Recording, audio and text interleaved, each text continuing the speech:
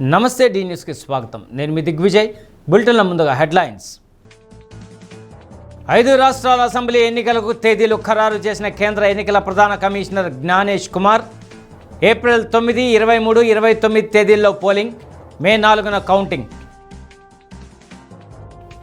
ఒంగోలులో పలు అభివృద్ధి పనులకు ఎమ్మెల్యే దామచర్ల జనార్దన్ శంకుస్థాపనలు, ప్రారంభోత్సవాలు. ప్రాధాన్యతా క్రమంలో సమస్యలు పరిష్కరిస్తానని హామీ. రేపటి నుండి 10వ తరగతి పరీక్షలు ప్రారంభం. హాల్ టికెట్లపై క్యూఆర్ కోడ్తో పరీక్షా కేంద్రాలకు సులభంగా చేరుకునే అవకాశం. ఇక వివరాల్లోకి వెళ్తే, దేశంలో 4 రాష్ట్రాలతో పాటు ఓ కేంద్రపాలిత ప్రాంతంలో అసెంబ్లీ ఎన్నికలకు నగారా మ్రోగింది. తమిళనాడు, పశ్చిమ బెంగాల్, కేరళ, అస్సాంతో పాటు పుదుచ్చేరికి ఎన్నికలు జరగనున్నాయి. ఈ మేరకు కేంద్ర ప్రధాన ఎన్నికల కమిషనర్ జ్ఞానేష్ కుమార్ షెడ్యూల్ ప్రకటించారు. తక్షణమే ఎన్నికల కోడ్ అమల్లోకి వస్తుందని తెలిపారు. అసెంబ్లీ ఎన్నికలు జరగనున్న 4 రాష్ట్రాలతో పాటు కేంద్రపాలిత ప్రాంతం పుదుచ్చేరిలో సర్ ప్రక్రియ ద్వారా ఓటర్ల లిస్టులో మార్పులు చేర్పులు చేసి సమగ్రంగా రూపొందించినట్లు సీఈఓ జ్ఞానేష్ కుమార్ తెలిపారు. ఈ ప్రక్రియలో అన్ని జిల్లాల ఎన్నికల అధికారులను, పోలీసు ఉన్నతాధికారులను, నోడల్ ఆఫీసర్స్ను, బీఎల్ఓలతో పాటు సమన్వయం చేసుకుని సమగ్ర ఓటర్ల జాబితా తయారు చేశామన్నారు. 18 సంవత్సరాలు నిండిన వారికి ఓటు హక్కు కల్పిస్తూ ఓటర్ల జాబితా తయారైందన్నారు.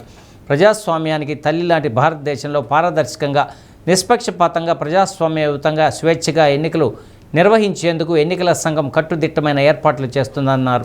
కేంద్రపాలిత ప్రాంత పుదుచ్చేరిలోని 30 అసెంబ్లీ స్థానాలకు, 126 అసెంబ్లీ స్థానాలు గల అస్సాం, 140 స్థానాలు గల కేరళలో ఏప్రిల్ 9న ఒకే విడతగా ఎన్నికలు నిర్వహిస్తామని, 234 అసెంబ్లీ స్థానాలు గల తమిళనాడులో ఒకే విడతలో ఏప్రిల్ 23న పోలింగ్ జరుగుతుందని, 294 అసెంబ్లీ స్థానాలు గల పశ్చిమ బెంగాల్లో ఏప్రిల్ 23, ఏప్రిల్ 29 తేదీల్లో 2 విడతలుగా పోలింగ్ జరుగుతుందన్నారు. అదేవిధంగా గోవా, గుజరాత్, నాగాలాండ్, కర్ణాటక, మహారాష్ట్ర, త్రిపుర రాష్ట్రాల్లోని ఉప ఎన్నికలు ఏప్రిల్ 9, 23 తేదీల్లో జరుగుతాయన్నారు.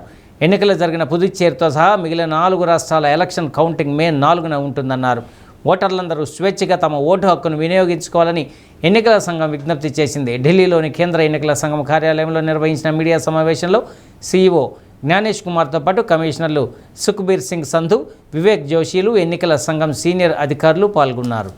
My dear electors of Assam, Kerala, Puducherry, Tamil Nadu and West Bengal, all the poll-bound states, for reviewing the preparedness for the ensuing assembly elections. During these visits, the Commission met all the recognized political parties and received their suggestions. The Commission also met the district electoral officers, the SPs, the IGs, the DIGs, and nodal officers of all the enforcement agencies. The Commission also had meetings with the chief electoral officers, chief secretaries and DGPs of the respective states and union territories. The Commission also facilitated the BLOs for doing an excellent work for the SIR. The Commission also interacted with the young and first-time voters and also our sweep icons who are engaged in voter awareness activities. 26 assembly constituencies for Assam. The polling shall be just in one phase and the polling shall take place on 9th of April, Thursday, 2026. The counting shall be on 4th of May. All 140 assembly constituencies of Kerala shall also go for polling on 9th April, that is Thursday, and counting shall be on the same day, that is 4th May 2026.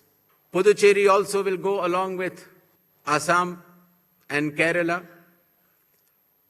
The date of poll is 9th April and the counting will be 4th of May. Tamil Nadu,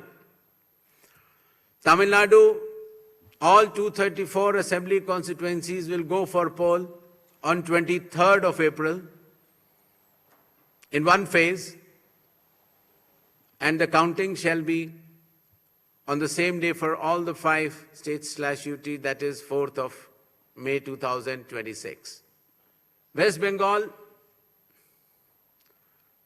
the 294 assembly constituencies, the polling shall be held in two phases. In the first phase, 152, and the second phase, 142. The date of poll shall be 23rd of April and 29th of April. And the counting shall be together for all, that is 4th of May 2026. Gujarat, Karnataka, Maharashtra, Nagaland and Tripura, the name of the constituencies are mentioned here and the reasons which will be circulated to you. And the schedule would be that the assembly constituencies for Goa, Karnataka, Nagaland and Tripura will be held, the polling will be held on 9th of April, and for the assembly constituencies of Gujarat and Maharashtra on 23rd. The counting shall be on 4th of May for all the cases. పట్టణ గృహ నిర్మాణ శాఖపై విశాఖలో నిర్వహించిన regional వర్క్షాప్లో రాష్ట్ర municipal పట్టణాభివృద్ధి శాఖ మంత్రి Ponguru Narayana, Ongole parliament సభ్యులు, housing and urban affairs standing committee chairman Magunta Srinivasa Reddy పాల్గొన్నారు. మున్సిపాలిటీలు స్వయం సమృద్ధి సాధించడంపై సమావేశంలో చర్చించారు. గృహ నిర్మాణ, housing and urban development corporation ఆధ్వర్యంలో అర్బన్ ఇన్వెస్ట్మెంట్ విండోపై విశాఖపట్నంలో ఏర్పాటు చేసిన మొదటి రీజనల్ వర్క్షాప్ కార్యక్రమం హుడ్కో CMD Sanjay Kulshreshth, housing urban affairs మంత్రిత్వ శాఖ secretary Srinivas, AP municipal administration and urban development principal secretary Suresh Kumar, NITI Aayog director miss అన్నారాయ్ పాల్గొన్నారు.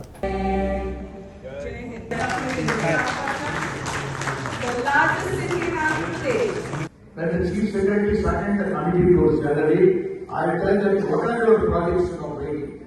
See, when I went to the Himachal Pradesh, Shimla, our Chief Secretary of Himachal Pradesh was there. He said that because there the airport is very, very small, that's on the tip of the hill only. Very risky. How the people only the flight can land very 30, 26 in the flight. Then our the Chief Secretary requested that we have got airstrip to be created there in Mandra area, funds are not there. Then I requested HUDCO people. After that, in 6 months' time, I come to know from Sanjay ji that we have actually sanctioned 2,500 crores for that airport itself. It's a great achievement. Like that in many places. Recently, we went to Lakshadweep also. Our Honorable Prime Minister has listed that Mangalam Island is a beautiful island. So there is no confidence in that resort. Then the HUDCO people were also there. We said 120 crores. Sir, we'll come forward and we'll give the loan under investment. So like that, they are doing many airports also, even in Andhra Pradesh. Sir, I look forward to see you one more airport that is in my parliamentary constituency, Ongole. Our Honorable Chief Minister is also as assured that. రెండు తెలుగు రాష్ట్రాల్లోని ప్రసార మాధ్యమాల్లో హల్చల్ చేస్తున్న Moinabad drugs కేసులో Eluru MP పుట్ట Mahesh Kumar యాదవ్కు station bail మంజూరైంది. ఆయనకు నోటీసులు ఇచ్చి పోలీసులు వదిలేశారు. మైనాబాద్ డ్రగ్స్ కేసులో 6గురికి పాజిటివ్ వచ్చినట్లు ఈగల్ బృందం ఎస్పీ గిరిధర్ వెల్లడించారు. ర్యాపిడ్ టెస్ట్లో ఎంపీ పుట్ట మహేష్కు నెగిటివ్ వచ్చిందని, రక్త పరీక్షలో పాజిటివ్ వచ్చిందని ఎస్పీ గిరిధర్ తెలిపారు. ఈ క్రమంలో మహేష్ కుమార్కు స్టేషన్ బెయిల్ మంజూరు చేశారు. పక్కా సమాచారంతో తెలంగాణ ఈగల్ టీం హైదరాబాద్లోని మైనాబాద్లో మాజీ ఎమ్మెల్యే రోహిత్ రెడ్డి ఫామ్ హౌస్లో రేవ్ పార్టీపై ఈగల్ టీమ్స్ దాడి చేశారు. నిందితుల్లో ఒకరు కాల్పులు జరపడంతో ఈగల్ టీమ్స్ కూడా కాల్పులతో పరిస్థితి అదుపులోకి వచ్చింది. ఈ సోదాలో 2 గ్రాముల కొకైన్, ఇతర మత్తు పదార్థాలతో పాటు రివాల్వర్, ఖరీదైన లిక్కర్ బాటిళ్లను పోలీసులు స్వాధీనం చేసుకున్నారు. ఆ సమయంలో ఫామ్ హౌస్లో ఏపీకి చెందిన ఏలూరు ఎంపీ పుట్టా మహేష్ కుమార్ యాదవ్, రాజస్థాన్కు చెందిన మాజీ ఎమ్మెల్యే సహా మొత్తం 10 మంది ఉన్నట్లు సమాచారం. అదుపులోకి తీసుకున్న వారిలో ఒక యువతి కూడా ఉన్నట్లు తెలుస్తోంది. వీరంతా 3 రాష్ట్రాలకు చెందిన కీలక రాజకీయ వ్యాపార ప్రముఖులు కావడంతో ఈ కేసు సంచలనాన్ని సృష్టిస్తుంది. మాజీ ఎమ్మెల్యే పైలట్ రోహిత్ రెడ్డి, ఏలూరు ఎంపీ పుట్టా మహేష్ కుమార్ యాదవ్తో పాటు రితీష్ రెడ్డి, అమిత్ కౌశిక్, రవి, అర్జున్ రెడ్డిలకు పాజిటివ్ వచ్చినట్లు చెప్పారు. పోలీసులపై ఫామ్ హౌస్లో ఉన్న ఢిల్లీకి చెందిన వ్యాపారి నమీద్ మిశ్రా కాల్పులు జరిపినట్లు నిర్ధారించారు. ఆ గన్ రితేష్ రెడ్డిది. మాజీ ఎమ్మెల్యే రోహిత్ రెడ్డితో పాటు ఏపీలోని ఏలూరు ఎంపీ పుట్టా మహేష్ కుమార్ యాదవ్, సమీద్ మిశ్రా, శ్రవణ్ కుమార్, విజయకృష్ణ, రితేష్ రెడ్డి, అర్జున్ రెడ్డి, కాశిక్ రవి, ఓ మహిళ మొత్తం 10 మంది ఉన్నారని డీసీపీ యోగేష్ గౌతమ్ తెలిపారు. పోలీసులపై కాల్పులు జరిపిన ఢిల్లీకి చెందిన వ్యాపారి నమీద్ శర్మపై ఆర్మ్స్ యాక్ట్ కింద కేసు నమోదు చేశారు. ఈ డ్రగ్స్ ఎక్కడి నుండి సరఫరా అయ్యాయి, దీని వెనుక ఉన్న నెట్వర్క్ ఏమిటనే కోణంలో పోలీసులు విచారణను వేగవంతం చేశారు. 14వ తారీఖు నాడు సాయంత్రం మాకు రిలయబుల్ ఇన్ఫర్మేషన్ వచ్చింది. దాని మీద వెంటనే డైరెక్టర్ గారి పర్మిషన్ తీసుకోవడం, తర్వాత ఫ్యూచర్ సిటీ కమిషనర్ గారితో సమన్వయం చేసుకొని లోకల్ మొయినాబాద్ పోలీసులు మరియు ఎస్ఓటీ పోలీసులు, ఈగిల్ ఫోర్సెస్ అందరు కలిసి టీములుగా డివైడ్ అయిపోయి మాకు ఎక్కడైతే ఒక 4-5 కలిసి డ్రగ్ అబ్యూజ్ చేస్తున్నారో సమాచారం వచ్చిన ఆ ఫామ్ హౌస్ మీద రేడ్ చేయడం జరిగింది. వెంటనే రేడ్ చేసే క్రమంలోనే మా ఇన్స్పెక్టర్లకు, ఎస్ఐలకు గన్ కాల్చిన సౌండ్ కూడా వినబడ్డది. వెంటనే మా వాళ్ళు అలర్ట్ అయిపోయి చాలా వేగంగా పరిగెత్తి అక్కడ ఎవరి దగ్గర అయితే వెపన్ ఉందో అతన్ని వెంటనే కస్టడీలోకి తీసుకోవడం జరిగింది. ఆ కస్టడీలోకి తీసుకొని అతన్ని ఎగ్జామిన్ చేస్తే అతను పైకి ఆకాశం వైపు ఏం చేసి రౌండ్స్ కాల్చినట్టుగా అర్థమైంది. అతని పక్కన ఇంకో వ్యక్తి దగ్గర యూజ్డ్ క్యాటేజెస్ కూడా దొరికాయి. వాళ్ళని అక్కడ ఉన్న మిగతా 9 మంది ప్లస్ ఈ ఇద్దరు అందరినీ 11 మందిని కస్టడీలోకి తీసుకొని వెంటనే డ్రగ్ టెస్ట్ చేయడం జరిగింది. దానిలో ఒక 5గురికి పాజిటివ్ వచ్చింది, ఒక 6గురికి రాలేదు. ఈ వెపన్ కాల్చిన వ్యక్తి నమిత్ శర్మ అని ఢిల్లీ చెందిన వ్యక్తి. ఇతను యాక్చువల్గా జైపూర్ వాస్తవ్యుడు అని చెప్తున్నారు. వీళ్ళందరినీ మొయినాబాద్ పోలీసులకు అప్పచెప్పడం జరిగింది. మొయినాబాద్ డీసీపీ సమక్షంలో వాళ్ళు ఫర్దర్గా చట్టబద్ధంగా యాక్షన్ తీసుకోవడం జరుగుతుంది. వాళ్ళని కోర్టు ముందర ప్రవేశపెట్టడం, ఇంకా ఎన్డీపీఎస్ చట్ట ప్రకారంగా తగిన చర్యలు తీసుకోవడం జరుగుతుంది. పాజిటివ్ వచ్చిన వాళ్ళలో రోహిత్ గారు ఒకరు, మహేష్ గారు, రితేష్, నమిత్, కౌశిక్, అర్జున్ ఈ 6గురు అందరికీ అక్కడ ఉన్న 11 మందికి నిక్కచ్చిగా టెస్టులు చేయడం జరిగింది. 2 దశల్లో టెస్టులు జరిగినాయి. 2 దశల్లో, ఒక దశలో 5గురికి, రెండో దశలో ఇంకొకతను, అంటే ఆ 5గురు కాక ఇంకోతనికి కూడా. ఒంగోలులో మురుగునీటి సమస్య పరిష్కారం కోసం అవసరమైన చర్యలు తీసుకుంటున్నట్లు ఎమ్మెల్యే దామచర్ల జనార్దన్ తెలిపారు. 19వ డివిజన్లో 1.07 కోట్లతో నిర్మించనున్న సీసీ డ్రైన్, 46వ డివిజన్ రావి ఆంజనేయులు వీధిలో 14 లక్షల వ్యయంతో నిర్మించిన సీసీ డ్రైన్, 9వ డివిజన్ ఇందిరమ్మ కాలనీలో 25 లక్షలతో నిర్మించిన సీసీ డ్రైన్ పనులకు శంకుస్థాపనలు, ప్రారంభోత్సవాలు చేశారు.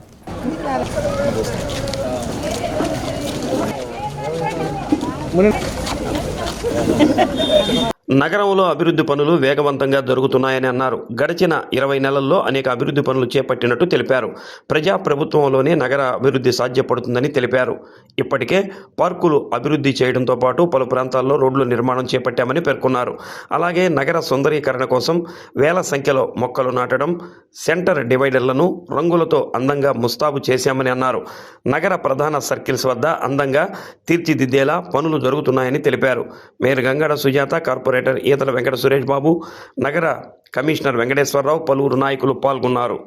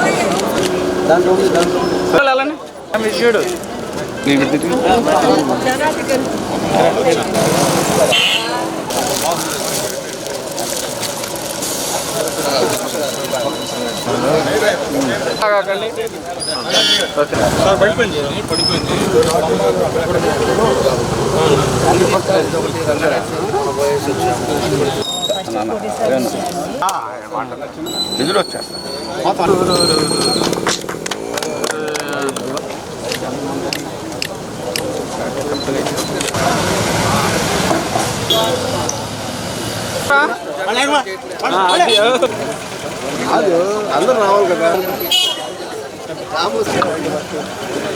ఎమ్మెల్యే గారు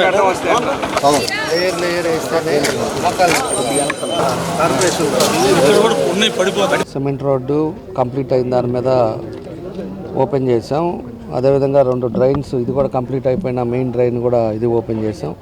కొత్తగా ఒక 2 ఓపెన్ చేసాం. దగ్గర 1,60,00,000కి ఈరోజు కొన్ని ప్రారంభోత్సవాలు, కొన్ని శంకుస్థాపనలు చేయడం జరిగింది.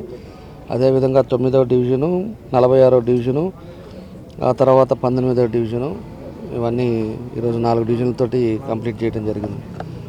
ఇంకా మిగతాయి రేపు ఎల్లుండి కూడా ఒక 20, నిన్న కూడా చెప్పాను నేను, రేపు 21 కోటికి ఉండేవన్నీ కూడా ఓపెనింగ్లు ఇవన్నీ కూడా రేపు 17వ తారీఖు పెడతా ఉన్నాం.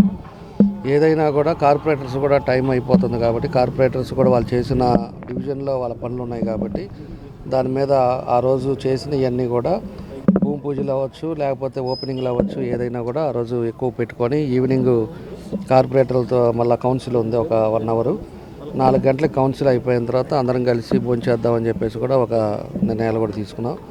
కాబట్టి ఆ రోజులతోటి కార్పొరేటర్లతో కూడా టైం అయిపోతుంది కాబట్టి వాళ్ళు ఈ 5 సంవత్సరాల్లో వాళ్ళు చేసి కొన్ని ఉండేవన్నీ కూడా ఓపెనింగ్లు పెట్టుకోవాలి కాబట్టి ఇవన్నీ ఎల్లుండి కూడా పెడుతున్నాం. 21 కోటికి ఎల్లుండి పెడుతున్నాం. ఇవన్నీ కార్యక్రమాలు చేస్తున్నాం. ఇంకా మిగతా ఏ అయితే ఉన్నాయో డివిజన్స్లో కూడా దాన్ని ఒక్కొక్కటి కంప్లీట్ చేస్తామని కూడా తెలియజేస్తా ఉన్నాం. మరికొన్ని గంటల్లో 10వ తరగతి పబ్లిక్ పరీక్షలు ప్రారంభం కానున్నాయి. విద్యార్థులకు కేటాయించిన పరీక్షా కేంద్రాలను సులువుగా చేరుకునేందుకు ఏపీ పాఠశాల విద్యాశాఖ తొలిసారిగా QR కోడ్ను ప్రవేశపెట్టింది. QR కోడ్ను స్కాన్ చేస్తే సంబంధిత విద్యార్థి పరీక్షా కేంద్రం చేరుకునే మార్గం, చేరుకోవడానికి పట్టే సమయం తదితర వివరాలు క్షణాల్లో తెలియపరుస్తోంది.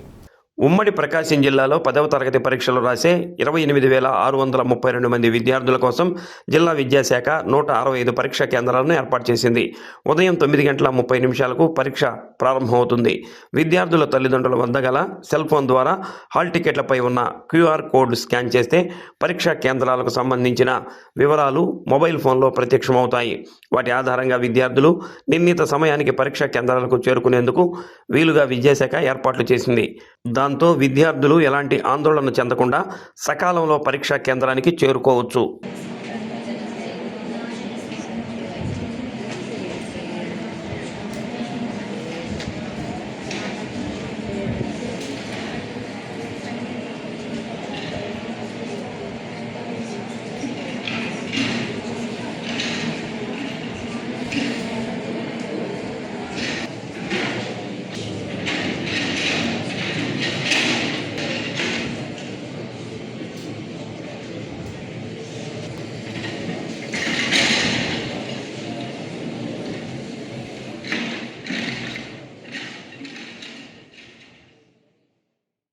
ఒంగోలు కర్నూలు రోడ్డు సమతానగర్ వద్ద ఏర్పాటు చేసిన శ్రీ సాయి మన్బర్ మిలిటరీ హోటల్ను శాసనసభ్యులు దామచర్ల జనార్దన్ ప్రారంభించారు. ఎమ్మెల్యే దామచర్లకు నిర్వాహకులు జగదీష్ కుటుంబ సభ్యులు స్వాగతం పలికారు. ప్రజల్లో నమ్మకం ఏర్పడే విధంగా సర్వీస్ అందించాలని దామచర్ల జనార్దన్ సూచించారు. కోనసీమ రుచులను మొట్టమొదటిసారిగా ఒంగోలు ప్రజలకు అందిస్తున్నట్లు నిర్వాహకులు జగదీష్ తెలిపారు. ఆరోగ్యకరమైన ఆహారాన్ని ప్రజలకు అందించడమే లక్ష్యంగా ముందుకు నడుస్తామన్నారు.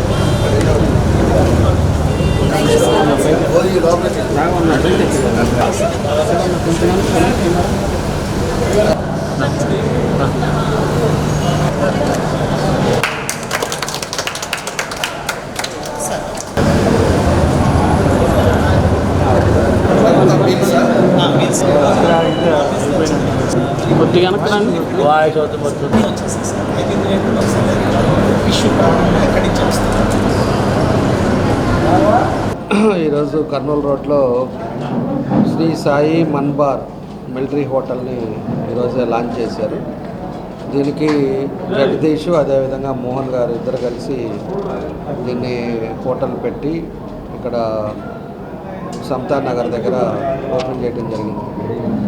అదేవిధంగా ఇదివరకు మన అక్కడ ఉందనుకుంటా ఒక మిలిటరీ హోటల్, వీళ్ళు కూడా మిలిటరీ హోటల్ అంటే ఇది ఒక డిఫరెంట్ స్టైల్లో వీళ్ళు కూడా పెట్టారు. ఫుల్ మీల్స్ నాన్ వెజ్ అయితే 250 రూపీస్, దాంట్లో ఫిష్, చికెను, ప్రాన్స్ అన్నీ వచ్చేటట్టుగా అదొక కాన్సెప్ట్ తీసుకొచ్చారు.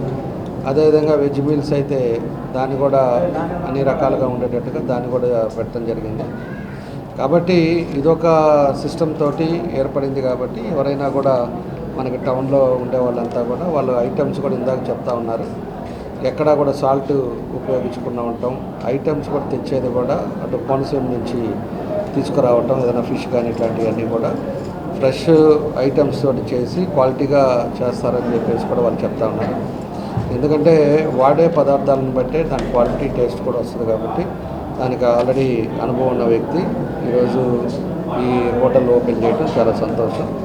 కాబట్టి అందరికీ ఉపయోగం ఉంటుందని చెప్పేసి కూడా ఈ సందర్భంగా నేను కూడా తెలియజేస్తూ, నేను ఒకటే మన జగదీష్ చెప్తా ఉంది, క్వాలిటీ ఇంపార్టెంట్, డబ్బు అనేది నెక్స్ట్ ప్రయారిటీ. ఎప్పుడు కూడా డబ్బులతోటి మన వ్యాపారం కాదు. ఎప్పుడు క్వాలిటీ మెయింటైన్ చేస్తారో, క్వాలిటీ బాగుంటుందో ఖచ్చితంగా కూడా అదే లాభంలోకి వస్తుందని చెప్పేసి కూడా చెప్తున్నా. దాని తగ్గట్టుగా మెయింటైన్ చేస్తే తప్పకుండా కూడా మంచి సక్సెస్ అవుద్ది. ఈ ఏరియా అంతా కూడా ఇటు 38 అవ్వచ్చు, 43 అవ్వచ్చు, అటు 44 అవ్వచ్చు, ఇవన్నీ కూడా దగ్గర ఏరియా.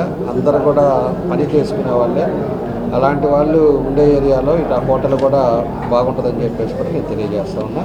నా బెస్ట్ విషెస్ తెలియజేసి ఆ భగవంతుడు దేవునితో బాగా జరగాలని కోరుకుంటాను.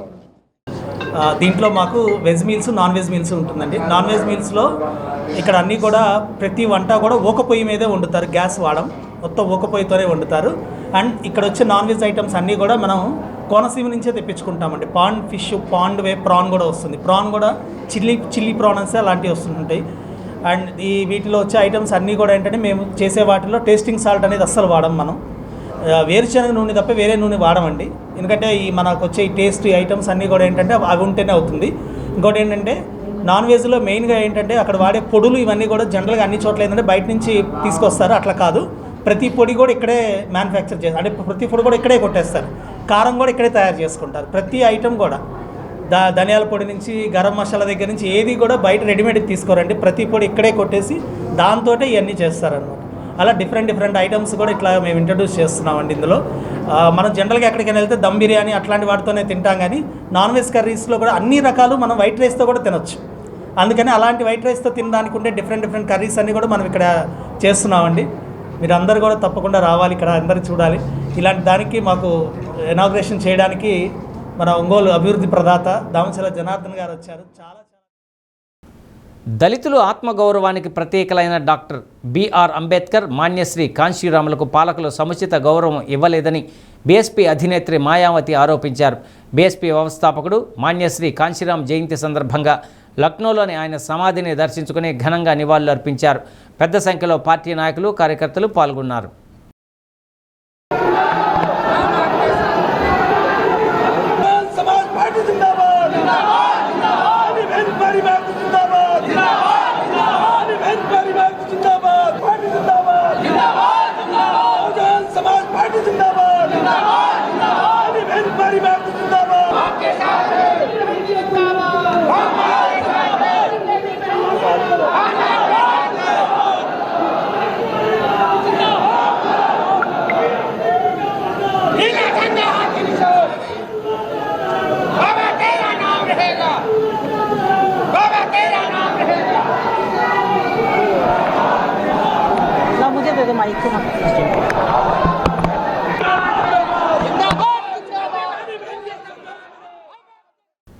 సేల్స్ ప్రమోషన్ ఎంప్లాయీస్ యాక్ట్ను కేంద్ర ప్రభుత్వం పునరుద్ధరించాలని AP medical sales and representatives union state joint secretary Ravikumar demand చేశారు.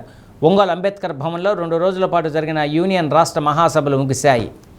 1976 నుండి అమల్లో ఉన్న సేల్స్ ప్రమోషన్ ఎంప్లాయీస్ యాక్ట్ను కేంద్ర ప్రభుత్వం ఇటీవల రద్దు చేసిందని రవికుమార్ విమర్శించారు. దీని స్థానంలో ప్రమాదకరమైన 4 లేబర్ కోడ్లను ప్రవేశపెట్టిందన్నారు. అత్యవసర మందులు పేదలకు ఉచితంగా ఇవ్వాలని డిమాండ్ చేశారు. సభలో కొన్ని తీర్మానాలు చేసి నూతన కార్యవర్గాన్ని ఎన్నుకున్నారు.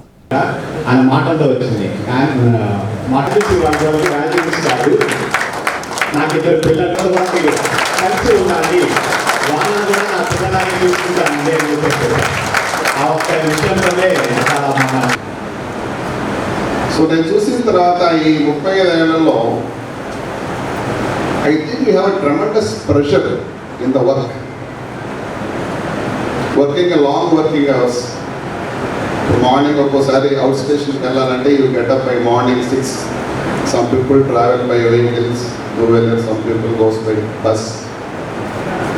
So a long traveling, long working hours. So plus market is very competitive, as everyone knows. The company puts a tremendous targets to you. Sometimes you may not achieve the targets. నిన్న ఈరోజు 2 రోజుల పాటు ఏపీఎంఎస్ఆర్యు రాష్ట్ర 40వ మహాసభలు ఒంగోలు పట్టణంలో అంబేద్కర్ భవన్లో జరుగుతున్నాయి. ఈ మహాసభల తాలూకా ముఖ్య నినాదం ప్రజారోగ్యం ప్రభుత్వాల యొక్క బాధ్యతగా ఉండాలని, ప్రజారోగ్యం బలపడాలంటే ప్రభుత్వ రంగ వైద్యం బలపడితేనే ప్రజారోగ్యం అందరికీ అందుబాటులో ఉంటుందనే నినాదంతో ఈ 2 రోజుల మహాసభలు జరుగుతున్నాయి. మందుల రంగంలో పనిచేస్తున్న మేము మందులు పరికరాలపై ఎటువంటి పన్ను ఉండకూడదని గత 5 సంవత్సరాల నుంచి ఆల్మోస్ట్ 6-7 సమ్మెలు చేశాం. అంటే రోగం వచ్చి రోగంతో బాధపడుతుంటే రోగం మీద ఎటువంటి పన్ను ఉండకూడదు అనేది మా తాలూకా నినాదం. ఈ విధంగా 400 సబ్ యూనిట్స్ ఆఫ్ ఎఫ్ఎంఆర్ఐలో అనేక సార్లు వినతిపత్రాలు ఇచ్చాం, ధర్నాలు చేసాం. నిర్మలా సీతారామన్ గారికి వినతిపత్రాలు ఇచ్చాం. ఈ సందర్భంగానే చాలా మందుల మీద ఈ మధ్యకాలంలో మీరు చూస్తుంటే 12% 5% అయ్యాయి, 5% 0% అయ్యాయి. అంటే మేము చేసిన పోరాటం వల్ల ప్రజలకు కొంత ఉపశమనం కలిగింది. మా ప్రధానమైన డిమాండ్ ఏంటంటే అసలు మందుల మీద పన్ను ఉండకూడదు, లగ్జూరియస్ విషయాల మీద అంటే విలాసవంతమైన వస్తువుల మీద పన్ను ఉండాలి, కానీ మందుల మీద పన్ను ఉండకూడదు అనేది మాకు ప్రధానమైన డిమాండ్. మెడికల్ రిప్రజెంటేటివ్కి 10 గంటలు ఉండాలని చెప్పేసి 8 గంటల పని విధానం అనేది మెడికల్ రిప్రజెంటేటివ్కి రావాలని, అదేవిధంగా నకిలీ నాసిరకం మందులను అరికట్టాలని, వీటి మీద కేంద్ర ప్రభుత్వం వెంటనే చర్యలు తీసుకొని ఈ నకిలీ నాసిరకం మందుల తయారీదారులను కఠినంగా శిక్షించాలని, అదేవిధంగా ప్రభుత్వ ఆసుపత్రులను బలోపేతం చేస్తూ అత్యవసర నిత్యవసర మందులు అనేది ప్రజలకు అందుబాటులో ఉంచాలని, అదేవిధంగా ప్రభుత్వ రంగ మందుల కంపెనీలు అయినటువంటి హిందుస్థాన్ యాంటీబయాటిక్స్ లిమిటెడ్, అదేవిధంగా బెంగాల్ కెమికల్స్, అదేవిధంగా కునూర్ వ్యాక్సిన్ లాంటి వాటిని కనుక మనము పునరుద్ధరించుకుంటే అతి తక్కువ ధరకి ఈ మందులు అనేటివి ప్రజలకు అందుబాటులో ఉంటే, నాణ్యమైన మందులు అనేటివి ప్రభుత్వ ఆధ్వర్యంలో తయారైతే అతి తక్కువ ధరకే, చౌక ధరకి ఈ మందులు ప్రజలకు అందుబాటులోకి వస్తాయని ఈ సందర్భంగా మా యూనియన్లో ఒక తీర్మానం చేసుకున్నాము. ఆ తీర్మానాన్ని కేంద్ర ప్రభుత్వానికి కూడా పంపించడం జరిగింది. విద్యార్థుల్లో నైపుణ్య విలువలు పెంచడంతో పాటు నైపుణ్య విద్యను అందించేందుకు ప్రభుత్వం ప్రత్యేక దృష్టి సారించిందని సమగ్ర శిక్ష additional project coordinator Dasari Anil Kumar అన్నారు. వృత్తి విద్యా ప్రాముఖ్యతపై జిల్లా స్థాయి ఓరియంటేషన్ కార్యక్రమాన్ని నిర్వహించారు. ప్రధానోపాధ్యాయులు, ప్రిన్సిపల్స్కు వొకేషనల్ ట్రైనర్లకు శిక్షణ ఇచ్చారు. సమగ్ర శిక్ష ప్రాజెక్టు పరిధిలోని 88 పాఠశాలల ప్రిన్సిపల్స్, హెడ్ మాస్టర్లతో పాటు 158 మంది వొకేషనల్ ట్రైనర్లు శిక్షణలో పాల్గొన్నారు. జిల్లా వ్యాప్తంగా 34,000 మంది విద్యార్థులు నైపుణ్య విద్య కోసం దరఖాస్తు చేయడం జరిగిందని అనిల్ కుమార్ తెలిపారు. నైపుణ్య శిక్షణ ప్రాధాన్యం నేటి తరం విద్యార్థులు తెలుసుకొని వాటిని నేర్చుకునేందుకు ఆసక్తి చూపుతున్నారన్నారు. విద్యార్థులను విజయవంతంగా తయారు చేసేందుకు ప్రభుత్వం శిక్షణా కేంద్రాల్లో అన్ని వసతులు సమకూరుస్తుందన్నారు. Samagra Shiksha girl child development officer Koganti Hemalatha, vocational coordinator Akula Manikanta, Kishore, Muralidhar, resource persons N Sravanthi, Meerunnisa పాల్గొన్నారు. What are the latest developments అనేటువంటివి వాళ్ళకి తెలియపరుస్తూ, ఎందుకంటే వాళ్ళ హెక్టిక్ వర్క్ తోటి చాలా బిజీగా ఉంటారు. You have to make them aware of each and everything. So అలా తెలియచేసుకుంటూ కోఆర్డినేషన్ తోటి ఎక్కడ ఎలాంటి డిస్టర్బెన్సెస్ లేకుండా ప్రకాశం డిస్ట్రిక్ట్లో ఈ స్కిల్ ఎడ్యుకేషన్ని ముందుకు తీసుకెళ్తారు అని చెప్పేసి మనస్ఫూర్తిగా కోరుకుంటున్నాను. Next I would like to request our honourable APC sir. ఈరోజు విద్యార్థుల్లో నైపుణ్య విలువలు పెంచాలి, నైపుణ్యాలు పెంచాలి అనేటువంటి ఒక కాన్సెప్ట్తో ప్రభుత్వం విద్య మీద కంప్లీట్ ఫోకస్ చేసి ఈరోజు స్టేట్ వైడ్గా 1,00,000 మంది పైగా ఈ స్కిల్ స్టూడెంట్స్ ఉంటే ఎన్రోల్ అయ్యి ఒక ప్రకాశం జిల్లాలో 34,000 మంది ఉన్నారు. మీన్స్ 34%, 35% ఆఫ్ ది స్టూడెంట్స్ ప్రకాశం జిల్లాలోనే ఉన్నారు. ఇది మన జిల్లాకే గర్వకారణం. 34,981 మంది స్టూడెంట్స్ ఈ స్కిల్ బేస్డ్ ఎడ్యుకేషన్ కోసం మన దగ్గర ఎన్రోల్ అయినటువంటి స్టూడెంట్స్. ఈరోజు ప్రకాశం జిల్లాలో మొత్తము 158 మంది వీటీస్, 88 స్కూల్స్లో 11 ట్రేడ్స్లో రన్ అవుతుంది. స్టార్టింగ్లో 4 ట్రేడ్స్లో రన్ అయినటువంటి ఈ స్కిల్ బేస్డ్ ఎడ్యుకేషన్ ఈరోజు సక్సెస్ఫుల్గా 11 ట్రేడ్స్లో రకరకాలైనటువంటి ట్రేడ్స్లో రన్ అవుతుంది. ఇందులో అగ్రికల్చర్ ఉంది, వ్యవసాయానికి సంబంధించినటువంటి స్కిల్స్ నేర్పించేది, అపారెల్ ఉంది, అలాగే ఆటోమోటివ్స్ ఉంది, బ్యూటీ వెల్నెస్ ఉంది, ఎలక్ట్రానిక్స్ ఉంది, ఐటీ ఉంది, ఫుడ్ ఉంది, రిటైల్ ఉంది, పవర్ ఉంది, హెల్త్ కేర్ ఉంది, అన్ని రకాలైనటువంటివి కలిగి వీటన్నిటి కోసం గవర్నమెంట్ కొన్ని వందల కోట్ల రూపాయలు ఖర్చు చేస్తూ ఉంది. పిల్లల్లో నైపుణ్యాభివృద్ధి పెంచాలి అనేటువంటిది. సబ్జెక్ట్ బేస్డ్గా నేర్చుకున్నటువంటి పిల్లలు ఈ ప్రపంచంలో కాంపిటేటివ్ ఎగ్జామ్లో బయటికి వెళ్ళిన తర్వాత, కాంపిటేటివ్ వరల్డ్లో బయటికి వెళ్ళిన తర్వాత స్కిల్ బేస్డ్ ఉంటేనే దే సక్సెస్ అవుతారు అనేటువంటి ఒక చిన్న ఆశతోటి వాళ్ళని మంచి సక్సెస్ఫుల్ పీపుల్గా తీర్చిదిద్దాలన్న ఒక కాన్సెప్ట్ తోటి ప్రభుత్వం ఈ నిర్ణయం తీసుకొని చాలా సక్సెస్ఫుల్గా చేస్తుంది. ఈ స్కిల్ ఎక్కడైతే సెంటర్స్ ఉన్నాయో, ఈ వొకేషనల్ సెంటర్స్ ఎక్కడైతే మనం ఇచ్చున్నామో, ఈ స్కూల్స్ అన్నిటికి కూడా ల్యాబ్ ఎక్విప్మెంట్లు కానీ, వీటీస్ కోసం ట్యాబ్లు కానీ, పిల్లల కోసం ఉపయోగించేటువంటి ఫర్నిచర్ కానీ, అన్ని రకాలైనటువంటి ఫెసిలిటీస్ మనం ప్రభుత్వం తరపు నుంచి ప్రొవైడ్ చేస్తున్నాము. అలాగే ఆల్రెడీ లాస్ట్ మంత్ ఈ వొకేషనల్ వాళ్ళ ద్వారా మనం ఒక ఎగ్జిబిషన్ ఎక్స్పో ఒకటి, మనం కెరీర్ ఎక్స్పో కూడా పెట్టున్నాము. నెక్స్ట్ మంత్ కూడా గౌరవ కలెక్టర్ గారి అనుమతితోటి నెక్స్ట్ మంత్లో వీలైతే వీళ్ళందరితోటి వీళ్ళు చేసినటువంటి ఇన్నోవేషన్స్ అన్నీ కూడా ఒక ఎగ్జిబిషన్ ఒకటి ప్లాన్ చేయాలని సమగ్ర శిక్ష ప్రకాశం జిల్లా తరపున ప్లాన్ చేస్తూ ఉన్నాము. ఈ ఓరియంటేషన్లో మొత్తము బహుజన సమాజ్ పార్టీ ఆధ్వర్యంలో పార్టీ వ్యవస్థాపకులు కాంశీరాం 92వ జయంతి సందర్భంగా ఒంగోలు కలెక్టరేట్ వద్ద గల ఆయన విగ్రహానికి పూలమాలలు వేసి ఘనంగా నివాళులర్పించారు. కాంశీరాం సేవలను కొనియాడారు.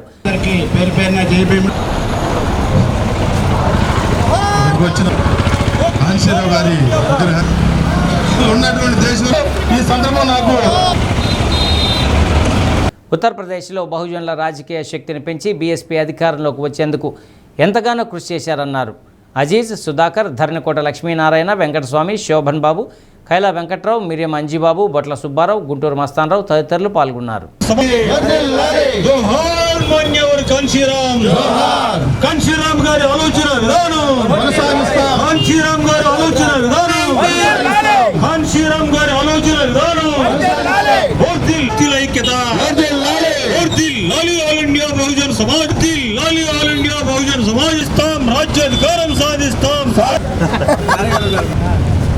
కాంశీరాం గారి చేరుకునే శుభాకాంక్షలు.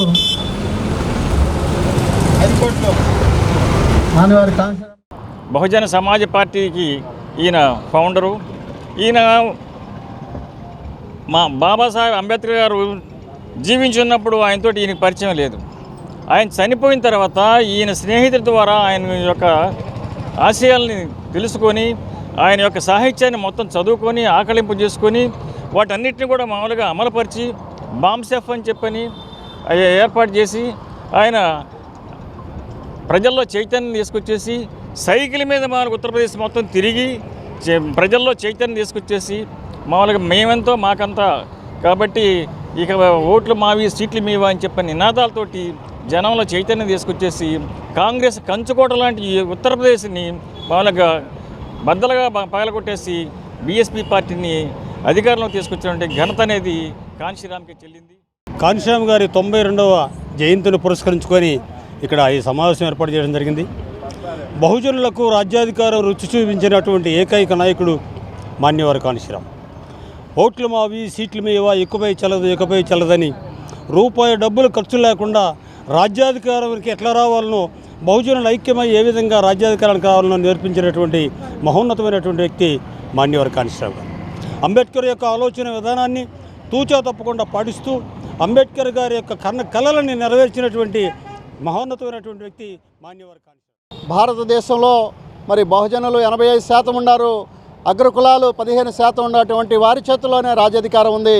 ఈ 85% ఉన్న వారికి రాజ్యాధికారం రావాలని ఉత్తరప్రదేశ్లో మరి సైకిల్ యాత్ర, పాదయాత్రలు చేసి మరి అతిపెద్ద రాష్ట్రమైనటువంటి భారతదేశంలో ఒక దళిత మహిళని 4 సార్లు ముఖ్యమంత్రిగా చేసినటువంటి కాంశీరాం గారి బాటలో ఆంధ్రప్రదేశ్లో కానీ తెలుగు రాష్ట్రాల్లో కానీ ఎస్సీ, ఎస్టీ, బీసీ మైనార్టీలందరూ కూడా ప్రయాణం చేయాలని, ఈ అగ్రకులాల రెడ్డు కమ్మ పార్టీలకి చమరగీతం పాడి మరి బహుజన రాజ్యాధికారం కోసం మీరందరూ కూడా ప్రయాణం చేయాలని ఈ సందర్భంగా ఒంగోలు వుడ్ కాంప్లెక్స్ ఆవరణలో శక్తి ఎలైట్ మోటార్స్ సౌజన్యంతో నూతనంగా ఏర్పాటు చేసిన ఆయిలర్ ఎలక్ట్రికల్ ఆటో షోరూమ్ను ఎండి మార్టూరి ప్రతాపరెడ్డి కుమార్తె ఆద్య ప్రారంభించారు.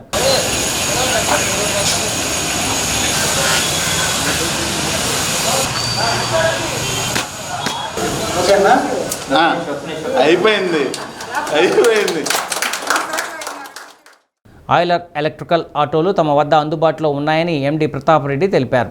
3-వీలర్ 4-వీలర్ వాహనాలతో పాటు కార్గో సర్వీస్ ఆటోలు కూడా అందుబాటులో ఉన్నట్లు తెలియజేశారు. ప్రస్తుతం ఈ సేవలను ఒంగోలులో ప్రారంభించామని రానున్న రోజుల్లో బాపట్ల, గుంటూరు, పల్నాడు, మార్కాపురం జిల్లాలకు విస్తరించనున్నట్లు తెలిపారు. వినియోగదారుల సౌకర్యార్థం ఇంటి వద్దకే సర్వీసు సౌకర్యం కల్పిస్తున్నామన్నారు. పర్యావరణ హితమైన ఎలక్ట్రికల్ వాహనాలను అందుబాటులోకి తెచ్చినట్లు ప్రతాపరెడ్డి పేర్కొన్నారు.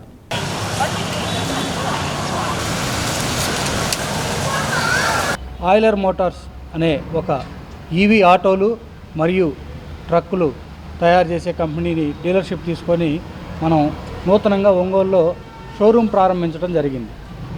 దీని ప్రత్యేకత ఏంటంటే ఇది ఓన్లీ కేవలం ఎలక్ట్రికల్ వెహికల్స్ మాత్రమే తయారు చేస్తుంది.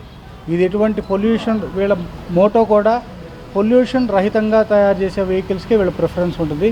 దీని బ్యాక్గ్రౌండ్ అంతా హీరో మోటార్స్ ఉంటుంది. హీరో మోటార్స్ యొక్క షేర్ 50%, అదేవిధంగా ఫౌండర్ షేర్ 50% ఉంది. మన యొక్క ప్రారంభ ధరలు 3,50,000 నుంచి 15 లక్షల వరకు ఉంది.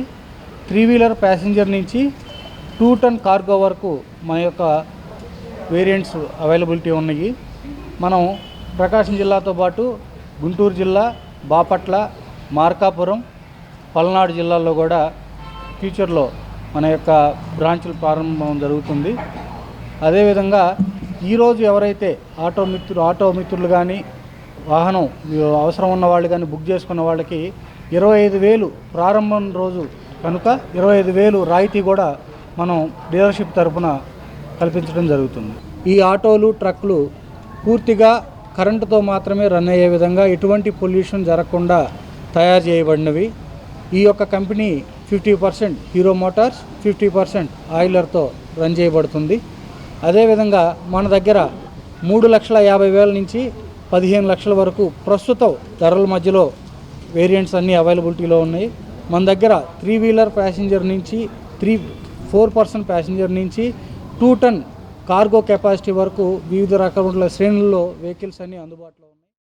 తొలి తెలుగు వాగ్గేయకారుడు శ్రీ తాళ్లపాక అన్నమాచార్యుడు 523వ వర్ధంతి కార్యక్రమాన్ని శ్రీ తాళ్లపాక అన్నమాచార్య సంగీత సాహిత్య సేవా సమితి ఆధ్వర్యంలో ఒంగోలు సంతపేట సాయిబాబా మందిరంలో నిర్వహించారు. వెంకటేశ్వర స్వామి వారిపై 32,000 సంకీర్తనలు రచించి తరించిన వాగ్గేయకార శిరోమణి అన్నమయ్య అని సమితి అధ్యక్షుడు ఐ మురళీకృష్ణ పేర్కొన్నారు. అన్నమయ్య సంకీర్తనలు తెలుగు జాతికి పెన్నిదే అని విహెచ్పి జిల్లా అధ్యక్షుడు తోనుగుంట మల్లికార్జునరావు పేర్కొన్నారు. K Tripura, Akula Srinivasarao, B Badari, Sriranganatham, P Janakiram, Gurram Krishna, O Prasad Annamayya కీర్తనలు సామూహిక గానం చేశారు. డాక్టర్ ప్రసాదరావు, మామూర్తి, ఓవిఎస్ ప్రసాదరావు, వాక కోటిరెడ్డి తదితరులు పాల్గొన్నారు.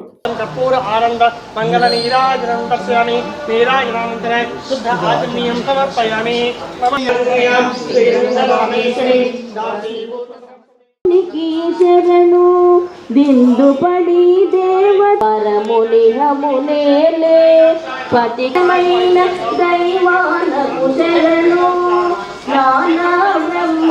కలియుగ వరుడైనటువంటి శ్రీ వెంకటేశ్వర స్వామి వారి 32,000 సంకీర్తనలతో సేవించి ధరించినటువంటి పరమ భాగవతోత్తముడు శ్రీ తాళ్లపాక అన్నమాచార్య స్వామి. ఈ మహానుభావుడు 32,000 సంకీర్తనలతో పాటుగా శతశతకర్త అయి వెంకటేశ్వర స్వామి వారిని, అమ్మవారిని, తను దర్శించినటువంటి ప్రతి దేవుణ్ణి కూడా తన ఆరాధ్య దైవమైనటువంటి వెంకటేశ్వర స్వామిగా భావించి పలు సంకీర్తనలు ఆయన సేవించడం జరిగింది. అటువంటి తొట్టుతొలి తీగువాగ్గేయకారుడు, ద్రావిడాగమ సార్వభౌముడు, హరి సంకీర్తనాచార్యుడైనటువంటి తాళ్లపాక అన్నమయ్య ఈ కార్యక్రమానికి ఇచ్చేటటువంటి ప్రతి ఒక్కళ్ళకు కూడా తొట్టుతొలి తెలుగువాగ్గేయకారుడు, ద్రావిడాగమ సార్వభౌముడు, హరి సంకీర్తనాచార్యుడైనటువంటి తాళ్లపాక అన్నమాచార్య స్వామి వారి దివ్యానుగ్రహ శ్రీశ్వరు సదా అభిషేకాన్ని కోరుకుంటూ ఓం సత్యం. కైవల్య పదము వెంకట నగమదివో శ్రీ వెంకటాపతికి తిరునైనది భావింప సకల సంపద రూపమదివో భావింప సకల సంపద రూపమదివో. ఈఎన్టీ విభాగంలో వస్తున్న మార్పులకు అనుగుణంగా అవగాహన పెంచుకునేందుకు జోన్ 2 కేటగిరీలో అవగాహన సదస్సు ఏర్పాటు చేయడం జరిగిందని ఈఎన్టీ హెచ్ఓడి డాక్టర్ ప్రభాకర్ అన్నారు. ఒంగోలు జీజీహెచ్ మెడికల్ కళాశాలలో ఎన్టీఆర్ హెల్త్ యూనివర్సిటీ జోన్ 2 కేటగిరీలో ఎంఎస్ ఈఎన్టీ వారికి అవగాహన సదస్సు ఏర్పాటు చేశారు.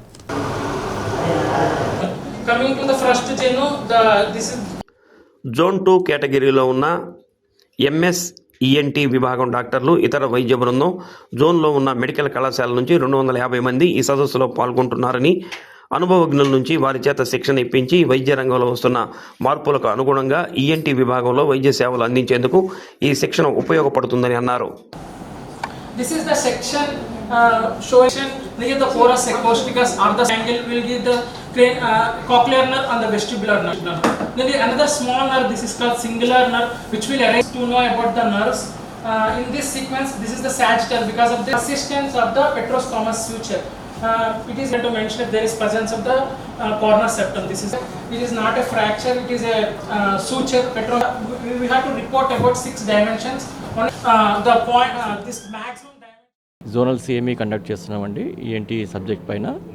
So zonal CME for post graduates, basically for post graduates. ఇది ఎంఎస్ చేసే వాళ్ళు ఎవరైతే ఉన్నారో వాళ్ళకి సంబంధించి ఈరోజు మనం కాన్ఫరెన్స్ ఇక్కడ కండక్ట్ చేస్తున్నాము.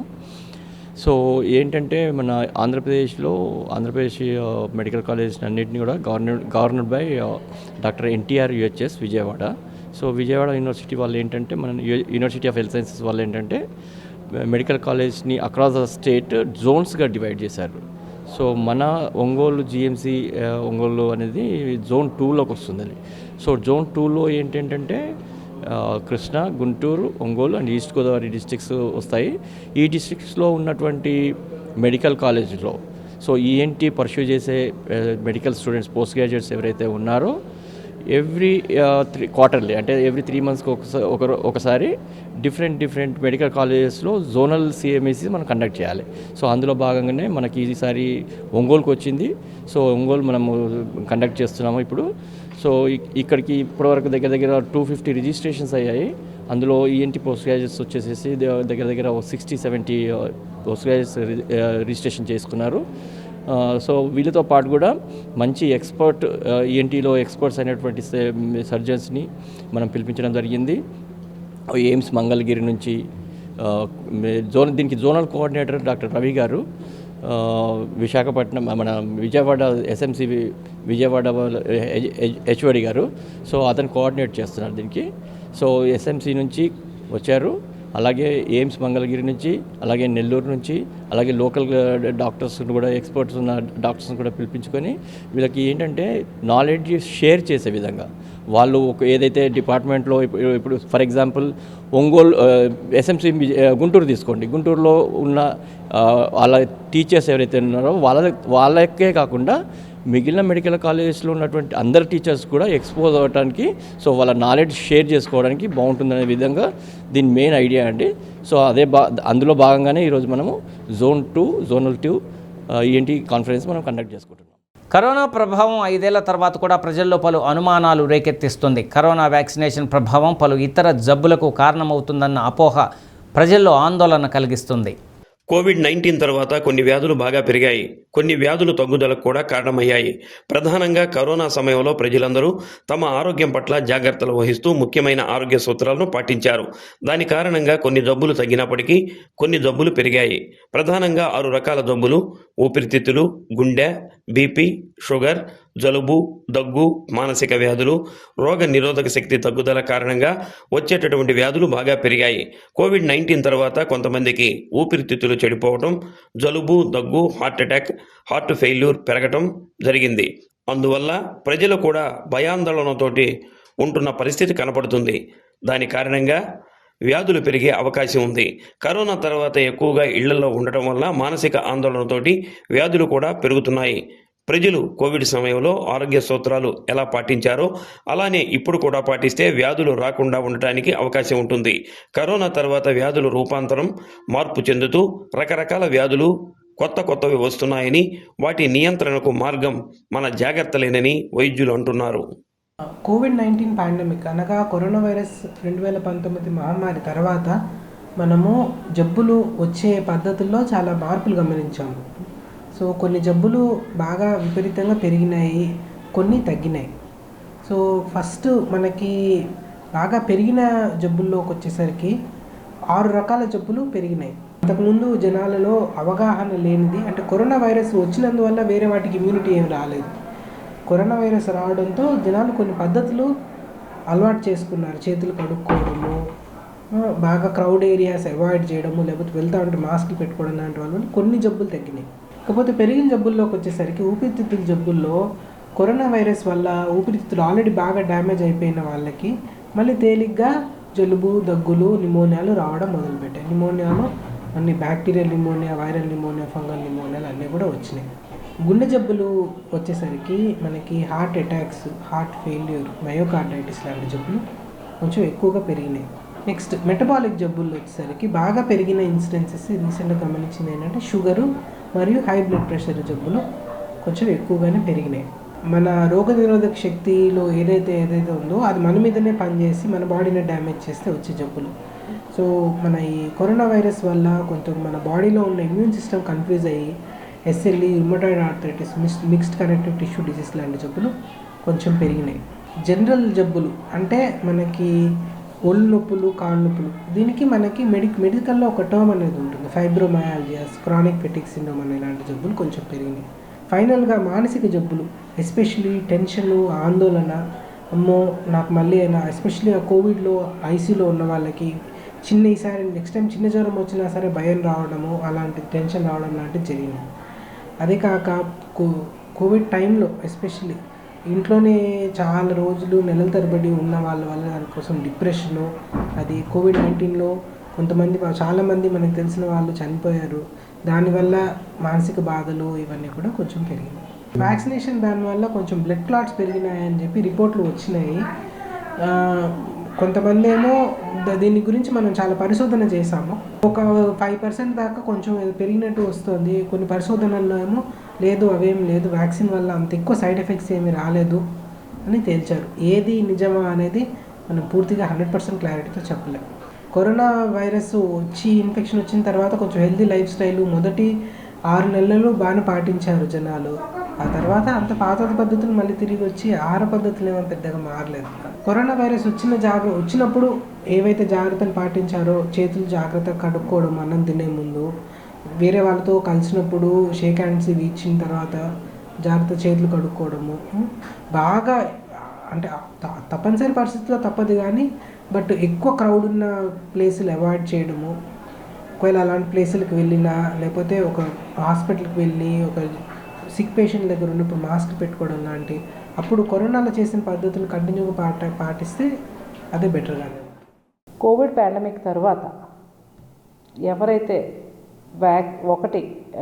కోవిడ్ వచ్చి కోవిడ్ బారిన పడి సర్వైవ్ అయిన వాళ్ళు అండ్ కోవిడ్ బారిన పడి చాలామంది దే సాక్రిఫైస్ దేర్ లైఫ్స్, తర్వాత కొంచెం కాంప్లికేషన్స్తో కోవిడ్ వ్యాక్సిన్ వేసుకున్న వాళ్ళు కోవిడ్ ప్రొటెక్షన్ కోసం. సో ఈ 3 రకాల పాపులేషన్స్ కూడా ఉన్నారు.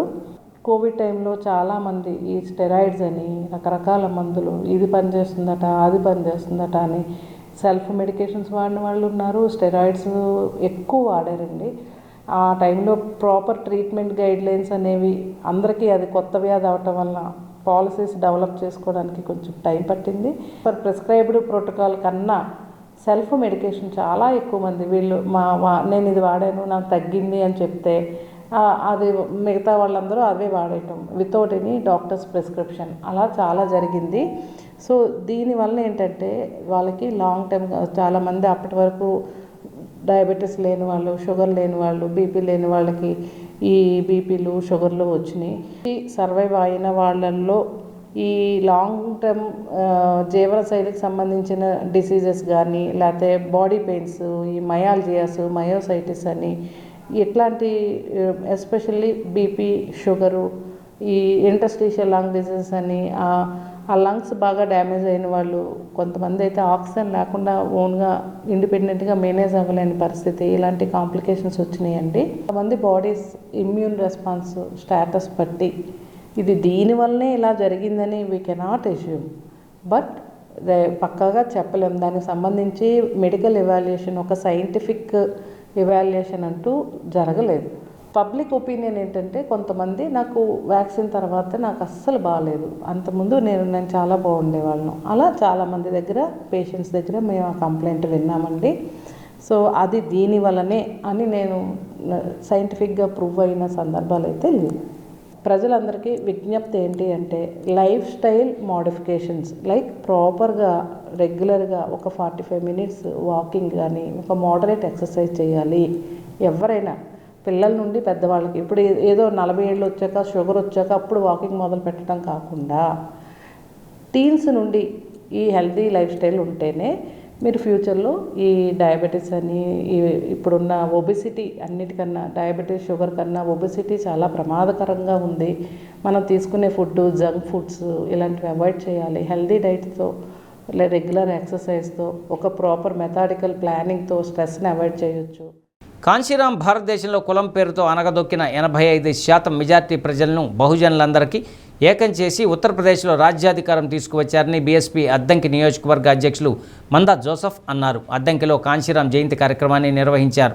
ఓట్లు మావి సీట్లు మావే అంటూ సైకిల్ యాత్ర చేసి బహుజన సమాజాన్ని చైతన్యపరిచారన్నారు. ఉత్తరప్రదేశ్లో 4 సార్లు కుమారి మాయావతి ముఖ్యమంత్రిగా పనిచేశారన్నారు. Ramarao, SC ST BC minority అధ్యక్షులు జ్యోతి రమేష్ ప్రసాద్, కఠారి సుగుణరావు, మన్నం కోటేశ్వరరావు, పులిపాటి హెబేలు, భారత్ భీమరావు తదితరులు పాల్గొన్నారు.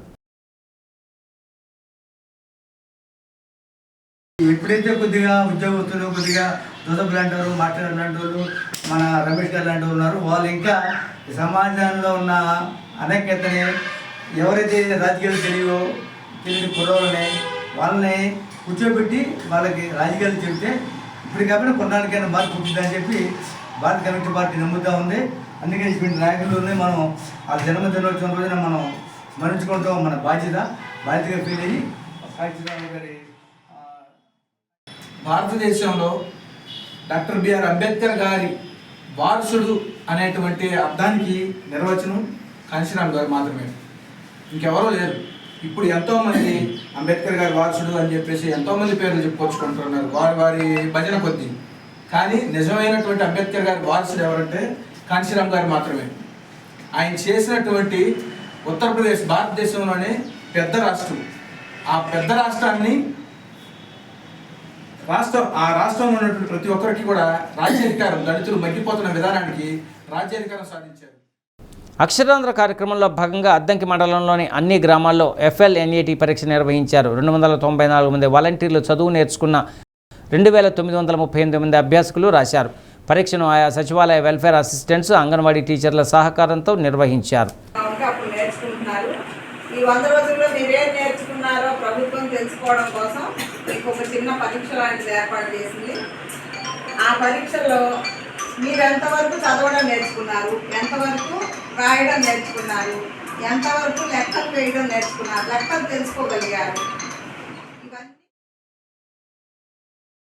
రంజాన్ ఉపవాస వేళలు 15/3/2026 సోమవారం సహారీ ఉదయం 4:57 ఇఫ్తారీ సాయంత్రం 6:25.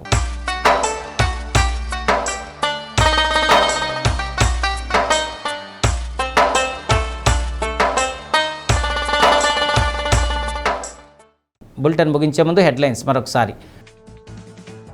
5 రాష్ట్రాల అసెంబ్లీ ఎన్నికలకు తేదీలు ఖరారు చేసిన కేంద్ర ఎన్నికల ప్రధాన కమిషనర్ జ్ఞానేష్ కుమార్. ఏప్రిల్ 9, 23, 29 తేదీల్లో పోలింగ్, మే 4న కౌంటింగ్. ఒంగోలులో పలు అభివృద్ధి పనులకు ఎమ్మెల్యే దామచర్ల జనార్దన్ శంకుస్థాపనలు, ప్రారంభోత్సవాలు. ప్రాధాన్యతా క్రమంలో సమస్యలు పరిష్కరిస్తానని హామీ. రేపటి నుండి 10వ తరగతి పరీక్షలు ప్రారంభం. హాల్ టికెట్లపై QR కోడ్తో పరీక్షా కేంద్రాలకు సులభంగా చేరుకునే అవకాశం. డి న్యూస్లో నేటి మాట. మనిషి వేసుకునే బట్టలు అతన్ని జెంటిల్మెన్ని చేయవు. అతను మాట్లాడే మాట, పాటించే నిజాయితీ మాత్రమే అతన్ని అసలైన విలువను చెప్తాయి.